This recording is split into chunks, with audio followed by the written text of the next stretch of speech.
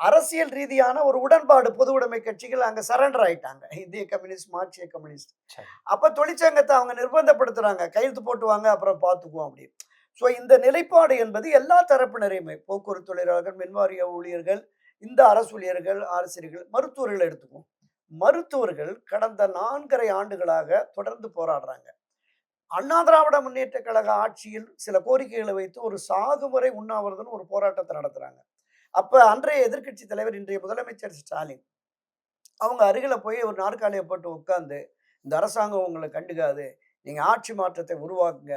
நாங்கள் ஆட்சிக்கு வந்த 6 மாதத்திலேயே உங்களுடைய அனைத்து கோரிக்கைகள் நிறைவேற்றுவோம்." அவங்களுடைய முக்கியமான கோரிக்கை என்னவாக இருந்தது? என்னவா இருந்ததுன்னா, இந்த ஊதிய முரண்பாடு இருக்குல்ல, ம். பிற மாநிலங்களை விடவும் 30,000 40,000 ரூபாய் குறைவாக சம்பளம் பெறுகிறார்கள். சரி. இந்த 12வது ஊதிய பட்டைன்னு ஒண்ணு. அ. அதை நிறைவேற்றணும்.